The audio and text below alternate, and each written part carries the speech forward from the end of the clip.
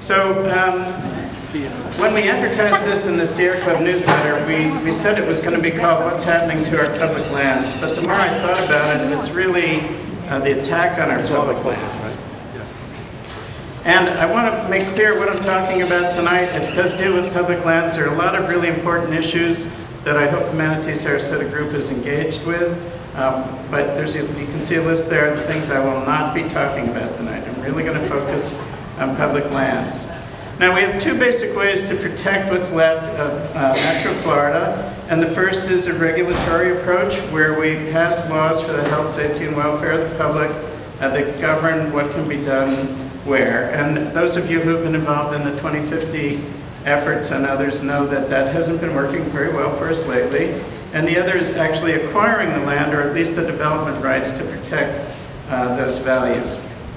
Right now, we're experiencing an unprecedented attack on our public lands. It's taking place on 3 different levels: national, state, and local. And it's not simply interfering with our ability to acquire new lands, but it's actually interfering with our ability to manage the existing lands in the way we'd like. So what is behind this? Well, there seem to be 3 different principles that people are advancing. And the first is that we either have enough or too much public land. The second is that they're not being managed the way we want. And finally, that the solution for this is privatization, taking resources off these lands, and sort of sweetheart deals with certain interests. So let me start with the national situation. There's a lot of sort of background problems with our national public lands. If you go to the National Geographic, they have this interesting article you can read that deals with 10 different sort of background challenges that we have. But there's also new challenges, and the Koch brothers are promoting an approach. There was this illustration is from the New York Times, and some people that agree with the Koch brothers were promoting this idea: let's not buy any more national parks, we should stop acquiring land, and we need to be charging people more money. So this is a concern, and I imagine that the brochure that was talked about earlier deals with this as well. In addition, we have people like this racist rancher who is challenging the BLM to keep cattle on BLM lands contrary to the law. And actually, I think the grazing problems are worse out west than they are here. And so there's a lot of concern about this movement, this premise that these national lands that are public lands don't really belong to the government or shouldn't belong to the government. Now in Florida, we're facing a number of issues, one of which is surplus, well, so you can read them here: surplusing, attacks in the legislature, the failure of Amendment 1, and attacks coming from DEP, which is the Department of Environmental Protection. Bill Lewis is here tonight, and he alerted me to this situation. This is the Peace River over here. This green area is the Deep Creek property owned by Swiftmud, and this is the R.V. Griffin property. Now, Sarasota County has a longstanding interest in having a connectivity that would reach from the Myakka to the Peace River, both for wildlife movement and also for recreation. But you can see there's a gap here. It's about a mile. So Swiftmud put on their list for surplusing this little corner of this property. And Bill and I and some other people wrote to the Swiftmud and said, "You're sure you want to do that? Because we could conceivably have some connectivity. If we could just acquire some of this land in between these 2 roads, then wildlife and hikers could move from the Peace River over to the Griffin and eventually to the Myakka." That didn't happen. They surplused the land. Now what's interesting is Swiftmud did not bother to post what the actions of the governing board are. So I called them a couple of days ago and I said, "How do I find out what was surplused and what wasn't?" They go, "Oh, we really should put that up on our website." And I said, "Yeah, you should." So hopefully in a few days they'll have that up. This is a Herald Tribune article that talks about some legislation, and I'll show you, I think, the Senate bill. This is a Senate bill that would provide for low-impact agriculture. I don't think it's very well defined, but it's scary because it's hard to think of exactly what that would consist of. So this is an attack we're seeing in the legislature, it was truncated by the fact that the session was so messed up and it didn't go anywhere, but we can expect to see this coming back in subsequent years. Now, Amendment 1, as you know, passed with dramatic margins, 75% statewide and 78% in Sarasota, and as you know, it was really basically repudiated in Tallahassee. Now, I want to go over the history of, and I deleted a lot of slides here because I have a lot on the history of land protection. So I'm not going back to statehood, but starting in 1963, the Land Acquisition Trust Fund was established. And that led in '72 to what was called EEL, the EEL Program, Environmentally Endangered Lands, which was followed by CARL, which was followed by Save Our Rivers and Save Our Coasts, and then P2000 in Florida Forever. So there's been a really long history of the state committing to acquiring land, and for many years we were leading the nation in this sort of activity. I've highlighted the LATF because I want to talk about it again later. It turns out it's kind of important. So P2000 and Florida Forever, if you're not familiar with it, the way it works is that when people transfer real estate, there's a documentary stamp tax, and a portion of that doc stamp tax goes for these land acquisition programs. Florida Forever was reauthorized in 2008 for $300 million annually. And with these two programs, more than 2.4 million acres have been protected. And what's neat about this is it's bonded, so the people that arrive in the future get to help pay for it. We're not paying for it all right now. It's basically like a mortgage. What I want you to understand is that 2.4 million acres is really only about a tenth of what the state started out with. When at the time of statehood, Florida was given 21 million acres from the federal government. And so the fact that we've bought back or acquired 2.4, to me, sort of erodes this argument that we're buying too much land. Actually, we sold the majority of what we had to people at really low prices, and we're regretting that and trying to buy some of it back. Now, why do we need Amendment 1? Well, this graph, and I'll show you a close-up, it was basically necessitated by the failure of the legislature to move forward on these commitments. So if you look, things were going pretty well in the early 2000s. And then when the economy headed south, this really got cut back. Now what I want you to look at is 2015, it says, projected next year if the Conservation Amendment passes, $648 million for Florida Forever.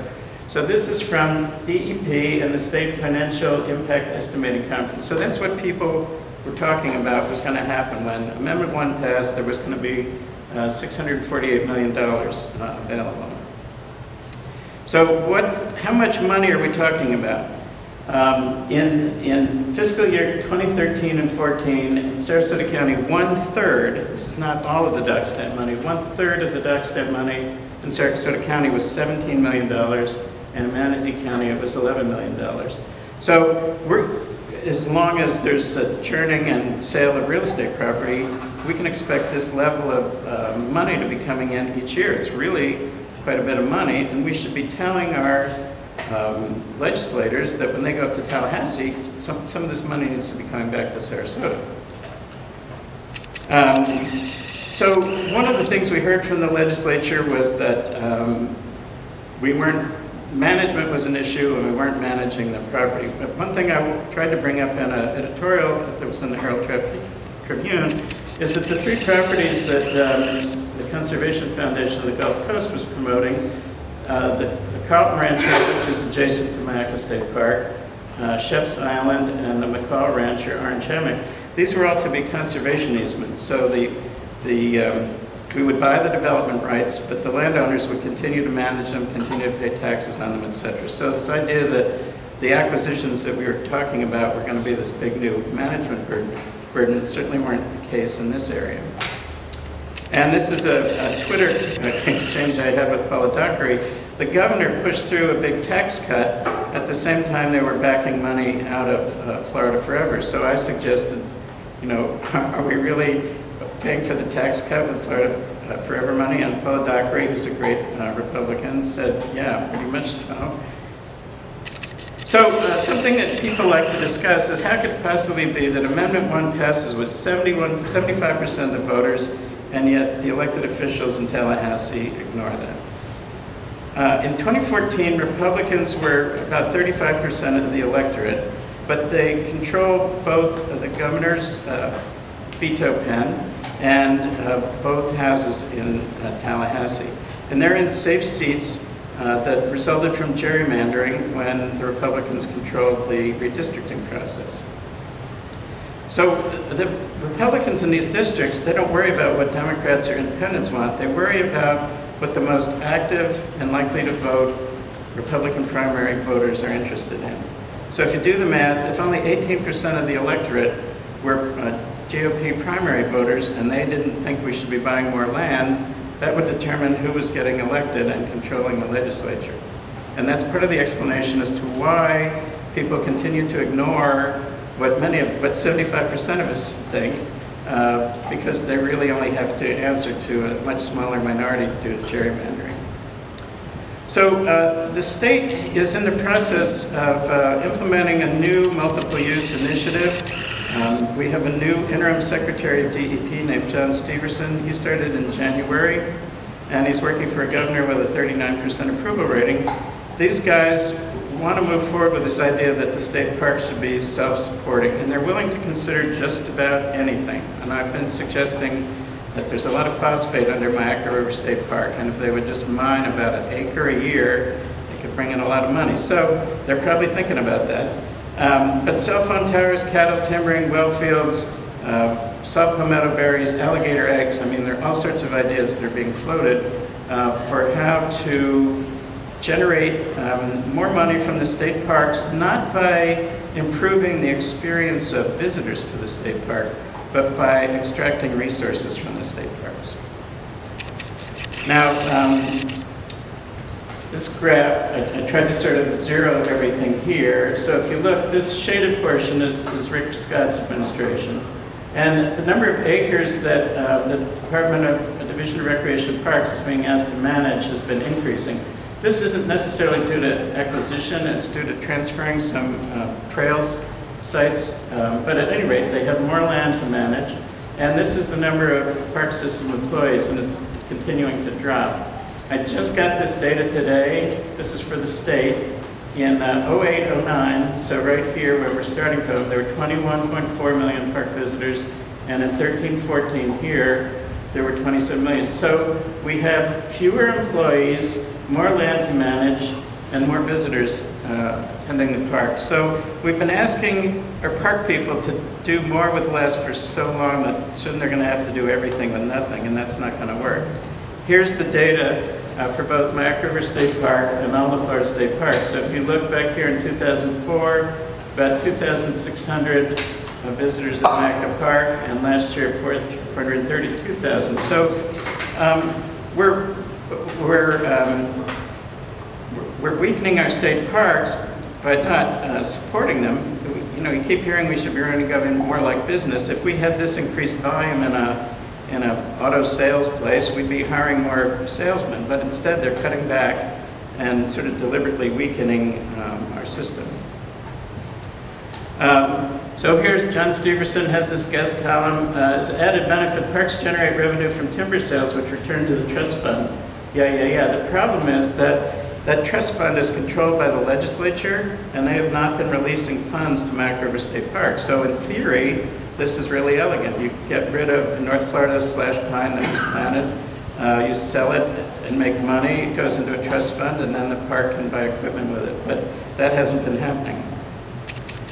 So we started hearing rumors about cows in Myakka Park, and they weren't coming through official channels, and it turned out that an old friend of mine, John Stevenson, not Steverson, filed a Freedom of Information Act request, and he got a copy of this 30-page document outlining how they were going to put 315 cows in about 10% of Myakka River State Park, even though 95% of the site is native habitat, and a lot of that is a globally imperiled habitat called dry prairie.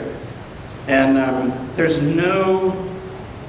virtually no support infrastructure for cows out there. There's no perimeter fencing, there's no cross fencing, there's no water holes, there's no corrals, there are no quarantine facilities, and no loading facilities. So anyone bidding on this would have to add all these features. And it has a lot to do with this idea of improved pasture. Now, this is the definition from the Florida Natural Areas Inventory. And to be improved pasture, there's supposed to be evidence of current or recent pasture activity or cultural treatments, mowing, grazing, burning, or fertilizing. And improved pastures have been cleared of their native vegetation. So, Julie and I were driving back from the park the other day, and I just took pictures at the window. These are what pastures look like at 55 miles an hour. And they're basically like big lawns that cows get to eat in, okay? They're primarily open habitat. There's some remnant wetlands, but basically it's relatively low grass. That's what we might call an improved pasture. This is what the site in Myakka Park where they're proposing the cattle would look like. And that doesn't look like anything at all like what I showed you. What it looks like is abandoned field or abandoned pasture, which are old fields, fallow pastures, early successional areas formerly grazed or in agriculture without recent activity to maintain it. So there's not really any improved pasture in the park at this point. So here again we have John Steverson's guest column. There's the timber sales. Cattle grazing also currently appears in 8 state parks and has for some time without any complaints from visitors or damage to natural resources. Well, how can that be? Well, 3 of the parks have cows that are the old cracker cattle, and they're part of the interpretive history of those facilities. One is a former phosphate mine. One is a historic site that has no native habitat, and the other 3 are sites that had significant improved pasture when they were acquired. So it makes perfect sense to put cows where there was pasture. So the fact that there have been no complaints have been because it all made sense. It does not make sense, and the state park system has never put cows in their native habitat, so it's a significant change. This is another editorial that came in from the head of parks, and it said, DEP has acquired land with improved pasture. Yeah, but you don't wait 17 or 18 years to do something about it. We'll continue to graze cattle. We're exploring the idea of expanding cattle as a management tool on additional areas. So when we're done, I have free bumper stickers that I'll hand out that say, "Don't mess with Myakka." And people have asked where this comes from. I've heard on 2 occasions families, on a Saturday morning saying, "Hey kids, do you want to go out to Myakka?" And then the kid says spontaneously, "Daddy, it's not your akka, it's everybody's akka." So this is "Don't mess with Myakka." Right now, if you go out and look at the Myakka Prairie, it says all plants and animals are protected, okay? And this is where we're heading if we don't do something about this. That's Photoshop, there's no cow there yet. So some things you can do are to sign the online petition at change.org, and this is really important, I'll talk about it a little more later. There's a Florida State Parks in Peril Facebook group, and if you go there, you can get a link on how to email the Florida Cabinet members and tell them you're not real impressed with this guy Steverson, who has not been permanently confirmed. That's going to take place later. And that there's some indication that some of the Cabinet members are not crazy about this guy, so it'd be great if he could leave. Now let's talk about the local situation. We have a number of problems. Again, surplusing, threats to our funding, and again, sweetheart deals and new proposed recreational uses. Surplusing 4 attempts. So the first was Walton Ranch. When we bought the Walton Ranch, you can see there's quite a bit of pasture here. And so the Waltons said that we would have to buy the entire site. And the county wasn't really sure some of this stuff up here met the criteria for environmentally sensitive lands, but it was either buy it or don't. So there was some thought of surplusing. These 2 recommended that the entire property remain intact and go with the cattle lease. So that surplusing effort didn't happen. That was good. Fruitville Road Park, those of you in the city are familiar with this. Everyone's driven by here at Fruitville and Beneva. It's a pretty nice, old canopy with mown grass under it. The Bendersons wanted to acquire this. They had a deal with the city, but it didn't pass their comprehensive plan. But the city attorney, in the course of things, said that apparently nobody says no to Benderson. I thought that was an interesting quote.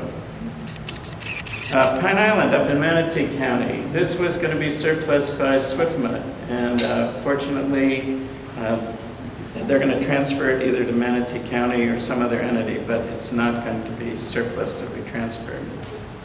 And it may be privately owned. Well, maybe, I don't know, we can talk about that. So, threats to funding. This came up recently. The county commission is not about to raise taxes, so they're really looking for any money they can find. They look really closely at the mosquito control budget, for instance. And then they started looking at the environmentally sensitive lands program. So they expect next year about $10 million to come in. Most of that is going to go to debt service. Some of it's going to go to maintenance, and then there's $2 million for acquisition, and a little more is going to go to environmental lands, and some is going to go to parklands, and that would, the total would be about $17 million.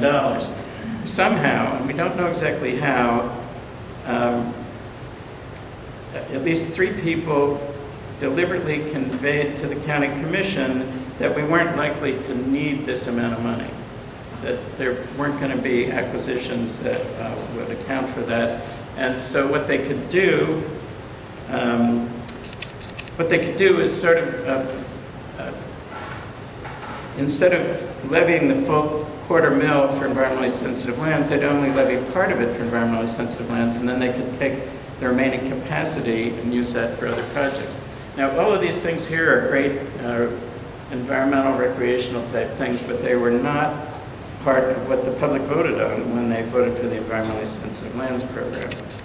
So the guy from the finance office says, I don't want it to be misconstrued. We're talking about taking voter-approved taxpayer money away. What's in the program will stay. We're just not going to go up to 2.25 for FY16.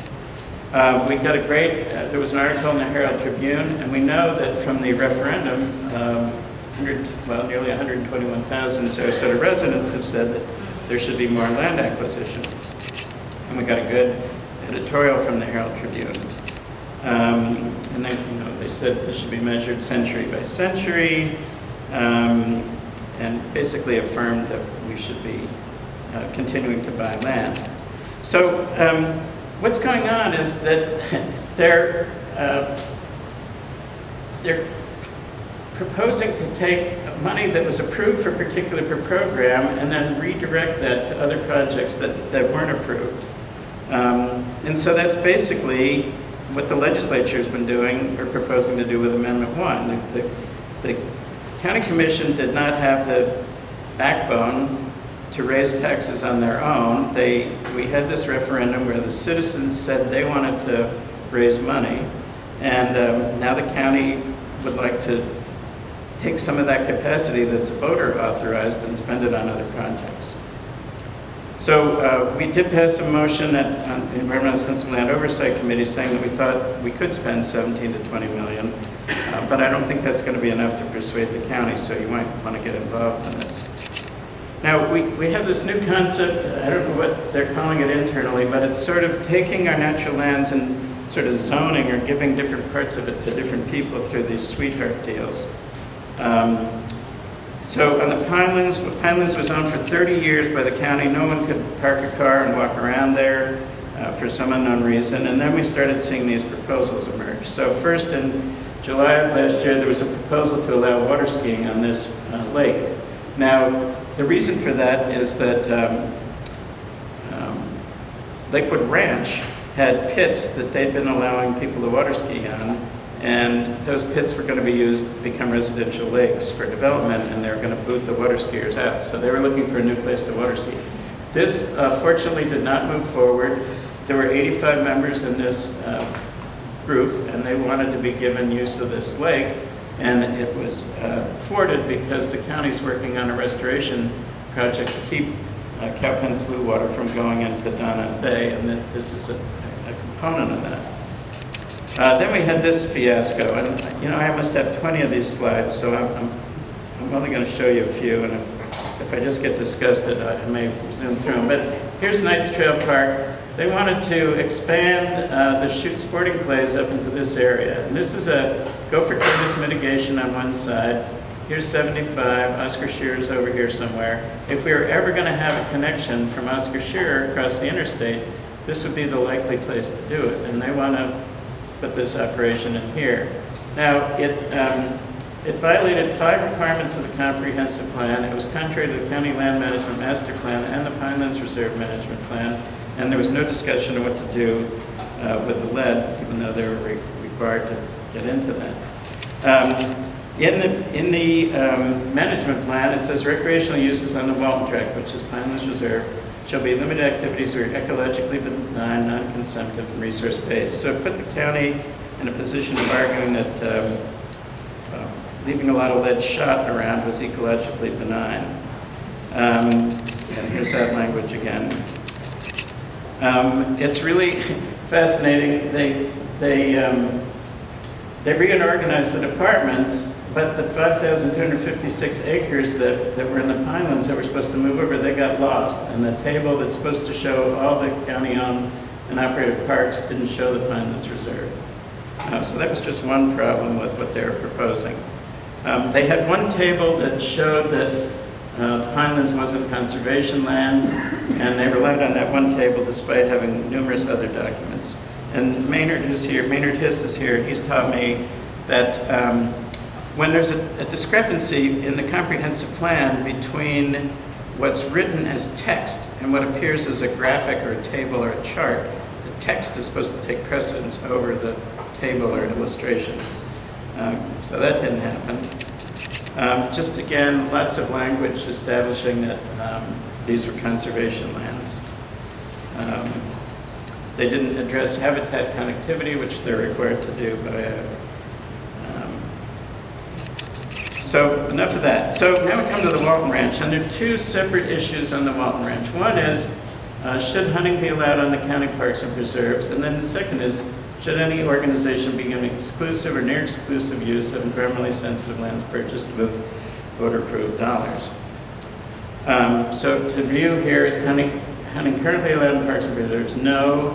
Is it a good idea? Possibly, but not on existing parks or preserves.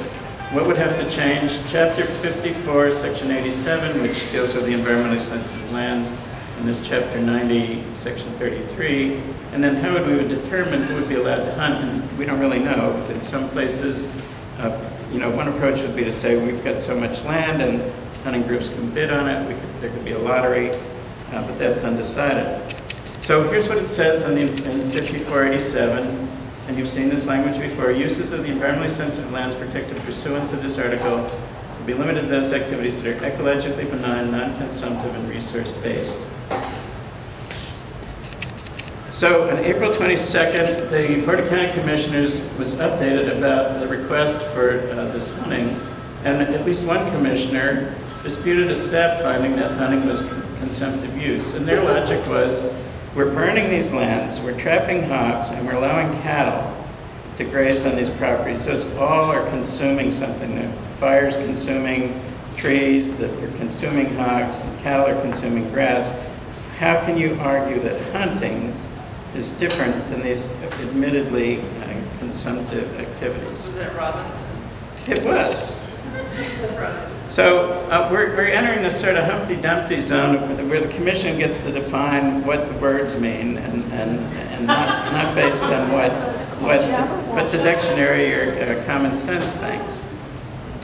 So I just wanted to provide some background on this just because I happened to be there and I could be hit by a truck on the way home. So before we acquired the Ringling, what was then the Ringling-MacArthur Tract, before the Carlton Preserve was put on the ballot, we worked with Mabry Carlton and Earl Lyons and a number of people to try and define exactly what was going on. And it was going to be used for water supply and also environmental protection. And Mabry wanted to be clear with people who were voting exactly what kind of uses would be allowed. So that's where this ecologically benign, non-consumptive, and resource-based came from. And it was specifically dealt with recreational uses on the property.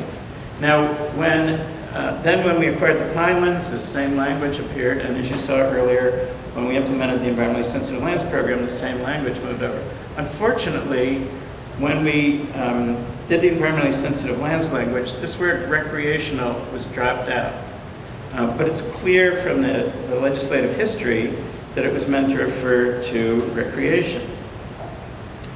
And the reason for that is that it deals with how the property is being used. So what this means is used by the public in a recreational context, not management. So to be clear, the original intent and practice on our environmentally sensitive lands has been that management activities may be consumptive. I mean, just putting in a fence post or a fire lane is consumptive, but recreational activities may not be. We don't let people go out as a recreational activity and burn the landscape or put up fences or any of that stuff. Those are management activities. So there was an article about, an editorial about hunting today. This is the Herald Tribune weighing in, thinking that, stating that there shouldn't be hunting on environmentally sensitive lands. And they say that these broader policy proposals should be vetted through the Environmentally Sensitive Land Oversight Committee. I didn't write this, okay? This came from the Herald Tribune, and they were calling me about it. So, so as a result, the County Commission on August 25th of this year at 9 a.m. is going to be considering changing Ordinance Section 9033 to allow hunting in county parks. Okay, so you might want to write that down. August 25th at 9 a.m. allow hunting in county parks. I just came today from a park board meeting. Now, bear in mind, this idea to allow hunting on the Walton tract first came up in January. We've had several meetings of park and SLOC between January and July, for which this was never brought up for discussion. So today it's on the agenda, and we are basically told you really shouldn't be commenting on this because the County Commission's already decided what they're going to do. They're going to have a hearing on August 25th. So it went from us not being told it was happening to maybe you shouldn't take a stand on it. And we passed a motion today that said that prior to allowing hunting, changing the rules to allow hunting on public land in the county, that the county should indicate what properties do they have in mind. Are they talking about neighborhood parkland? Are they talking about preserves? Are they talking about land that would be acquired in the future? So we'll see what happens with that. But if you have concerns about hunting, and I'll show you why you might want to, you need to be there. Now, these are some of the arguments against hunting on public land. First of all, it is a consumptive use, which by my read is prohibited on the Carlton and Pinelands and all the SLPP lands. Secondly, when you hunt, game becomes more wary.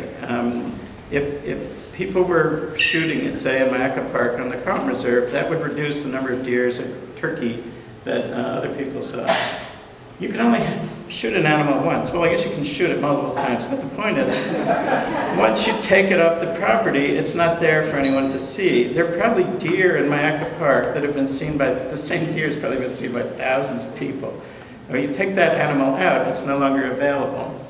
It's clear that some people don't feel comfortable being in the woods when people are armed out there. And finally, the facts are, statewide, the number of hunting licenses that have been issued in the state is decreasing, and the number of people that are doing wildlife viewing are increasing. So why you would cater to hunting in this situation is hard to understand. And you know, I was talking to a commissioner today, and they said, well, we had 80 or 85 people show up at a meeting, and they wanted to hunt.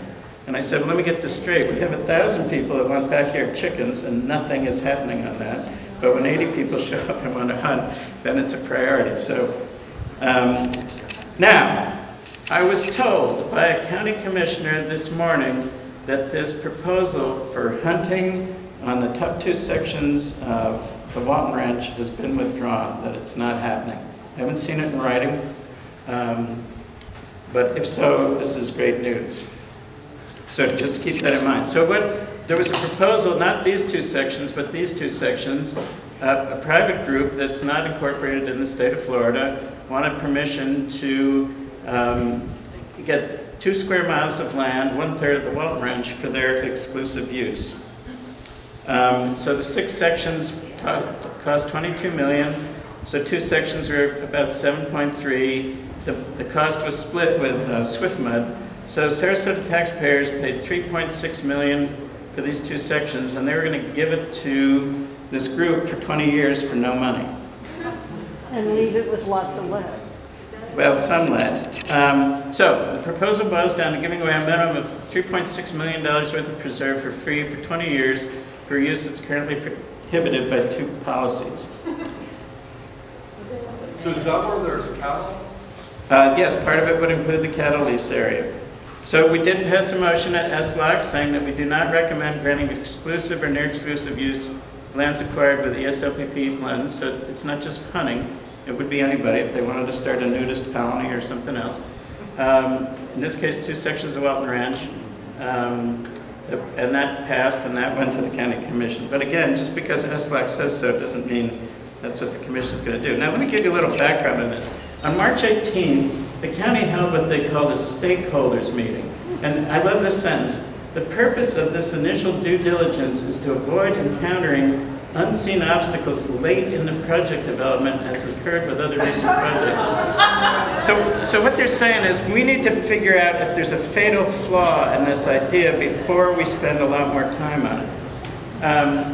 And let me show you who is attending the stakeholder meeting. Parks, Recreation, Natural Resources, Risk Management, Real Estate, Planning Development, the attorneys, the cattle grazing people, the hog removers, the water management district, and these people that want to hunt. Was the Sierra Club at the stakeholders meeting? No, because you weren't told about it. Audubon wasn't there. There was nobody that represents the actual users at this supposed stakeholder meeting. So this is a complete fraud, in my opinion. Check this, and I'll read it to you because it's small. So somebody says, well, this is an environmentally sensitive land, so how does that language about the non-consumptive use work? And Robinson, this is the attorney that's working on it, not the commissioner. If it's not possible because of the language, we need to know now. This is in March. Kathy Schneider, this is an attorney working for the county, says, well, there's several documents that need to be amended to make this happen, including the ordinance regarding environmentally sensitive lands. I don't think it's a problem. This is why we need to know what your plans are to make it happen. So basically, the Office of the County Attorney, instead of saying, well, you know, what you're proposing is actually contrary to 2 ordinances we have, is instead saying, it's not a problem. We can fix it.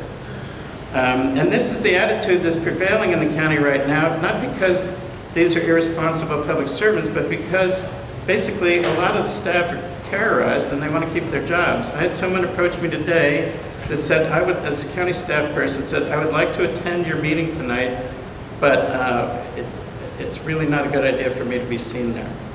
Now, that's the state of affairs we're in at this point. Here's another one, Big Pass. This is a public land issue. This sort of belongs to us or the state or all of us. This has never been dredged.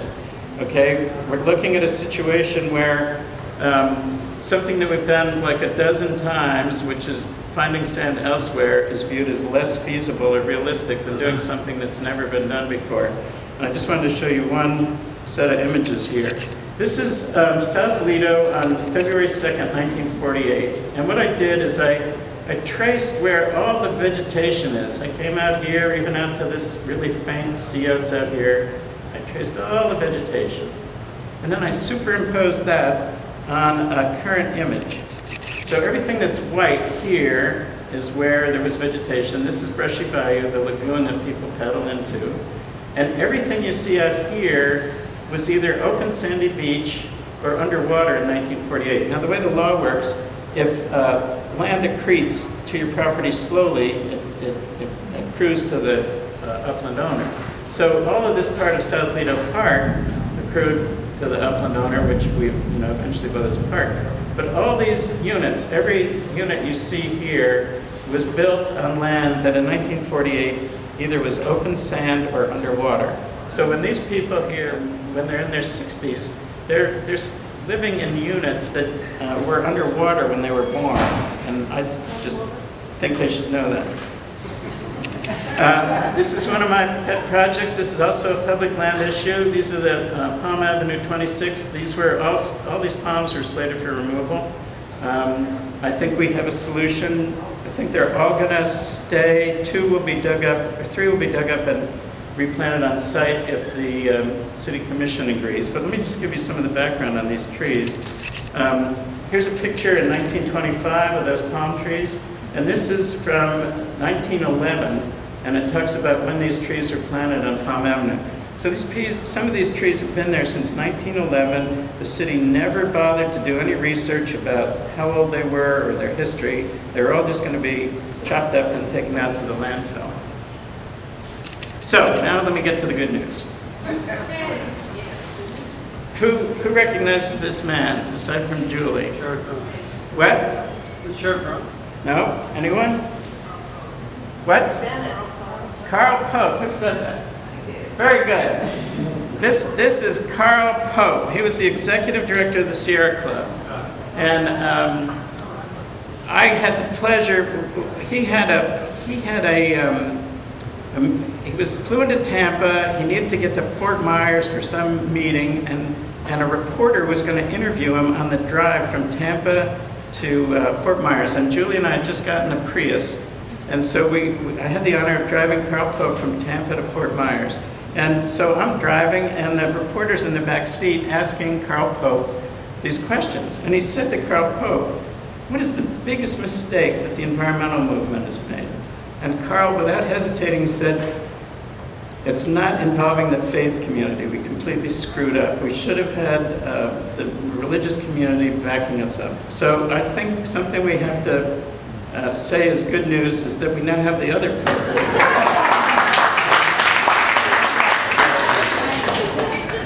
And hopefully this is a trend, and it will start to affect policy, so I'm very optimistic about this. Here's some good news. Despite the Koch brothers, we've added 7 new national parks. Now, these, granted, were all properties that were previously protected in other categories, but they're now national parks, and there have been 9 expansions of national parks. This was part of the defense bill, but he got it in there, and so these are the first parks that have been added in quite a while. Some of you may know Joe Fontaine. Julie and I had the pleasure of working with him. There's a wilderness stewardship plan for Sequoia and Kings Canyon, and Joe Fontaine with the Sierra Club thinks that's pretty good, so that's good news at the national level. In terms of Florida, you know, I was really worried about this Amendment 1 stuff, and I assumed that when the Wildlife Federation and EcoSwift filed this legal challenge, that it was going to be kind of flimsy, that they were going to say, look, we went out on the street, we promised a whole bunch of people we were going to buy a whole bunch of land, they voted for it, and now you, the legislature, have to do that because we told some people we were going to do that.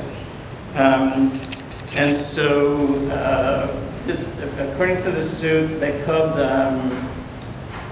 talked about the Land Acquisition Trust, which I mentioned earlier, and they said almost half the money is directed to other purposes that fall outside the permissible uses of the trust fund. And instead of complying with the mandate, they've misappropriated over $300 million. So I'm not an attorney, but let me try to explain my understanding of how they're approaching this. In order for the Amendment 1 to go on the ballot, it had to be reviewed by the Supreme Court. The Supreme Court reviews all amendment ballot language to make sure it's clear and you're not making people vote on 2 different issues at the same time. And in their review, they said that the dollars from Amendment 1 were supposed to go to the Land Acquisition Trust Fund. Now, the purpose of the Land Acquisition Trust Fund is to acquire land, water areas, blah, blah, blah. They also said that Amendment 1 did not alter the purpose or management of the Land Acquisition Trust Fund. So this is key. If they had looked at it and said, well, what you're kind of doing is kind of changing the mission of the Land Acquisition Trust Fund, then the public would have been voting on 2 separate ideas in one, and it would have been thrown off the ballot. So they said, nope, what you're doing is completely congruent with the mission of the LATF. And that furthermore, the legislature is bound by the Supreme Court's interpretation, and that the legislature can't change the purpose of the LATF. So that they're arguing after that debt service was paid, there was about $550 million left, and the legislature misappropriated half of that. So I think this is having the Supreme Court on your side is a lot better than arguing that we promised a bunch of people that we were going to do something. So I don't know how this will fare, but I'm optimistic about it. Good news local, this Pine Island, as I said, is not going to be surplused by Swiftmud. I think that constitutes good news. The Peaceful Horse Ranch, Sierra Club was involved in this. This is land that was offered to DEP as a state park. They passed on it. It's going to be a state forest. But again, here's that Deep Creek property I showed you, and I was talking about a connection there. Now this might be the most place for feasible connection, but it doesn't really deal with wildlife movement coming down from the web and moving up through here. But at any rate, I think that's good news. So that's in Sarasota? It's in DeSoto, and Sierra Club was instrumental in negotiating that. This is exciting. Here's the Jogs Preserve, here's the Myakka River, here's Sleeping Turtles. This is Venice Avenue, Snook Haven's out here. This is a parcel called Southern 65 that we've been interested in for many years. Our understanding now is that the landowners are interested in talking to the county. If we could acquire this property, we could put a bridge across this, and either a bridge here or a connection to this county property or up to Snook Haven, and start to have a trail system that would connect the Jogs Preserve with Sleeping Turtles. So this hasn't happened yet, but I'm optimistic about that. Now, this is going to surprise some people. I call this a law firm of Hines, Mayo, and Cargillo, not because these guys are a law firm, but because any three commissioners had the ability to essentially pass laws for Sarasota County. And my conversations with these people lead me to believe that they could be a force for acquiring new environmental land. They have not shown a lot of interest in using police power to regulate development. But I've talked with all of them, and I'm optimistic that we could put something together that could result in significant additional land acquisition in the county. So people can scoff and shake their head, but I think we have some real potential here, regardless of what the other commissioners are feeling. So here are some suggested actions. I think if you can financially support EcoSwift in their Amendment 1 challenge, you can go on, if you're a Facebook user, you can join the Florida State Parks in Peril. This online petition at change.org, this is key. So what's going on is that the DEP will not tell us, they have not told us, when they're going to hold a hearing on this unit management plan that governs what can happen in Myakka River State Park. Now right now the unit management plan says you're not going to have cattle there, but they could change the unit management plan, but to do that they have to hold a hearing. And we don't know when that hearing is going to be. Frank Jackalone with Sierra Club has promised, has said publicly, we're going to have 1,000 people there. Now, I'm not sure why he said that. It's going to be hard to get 1,000 people there, but the key to getting any people there is notifying people when the hearing is going to take place. Now, when you sign, if you go to change.org and simply type in Myakka in the search engine, this petition will come up. When you sign that, that gives us the ability to send you an email saying, hey, it's going to be September 3rd or October 8th or whatever. So we need people to sign this petition, not because it's going to completely intimidate DEP into doing what we want, but in order for us to be able to get people to that hearing. So then you're going to want to attend the hearing and speak. You may want to attend the hearing, and what's the date for that hearing? August 25th. August 25th at 9 in the morning at Hunting. You might want to let the Sarasota County Commission know that we need the 2.5 mils for, and there's going to be a hearing in August on that as well. You might want to let the cabinet know you're not thrilled with John Steverson, and again, you can get there through the Florida State Parks in Peril. You might want to get involved in the Walton Ranch giveaway. I would really like to see in writing that that's not happening, but I am encouraged by that. You can speak up for Big Pass, and I will be handing out bumper stickers. John, will Yes. you make this list available? Sure.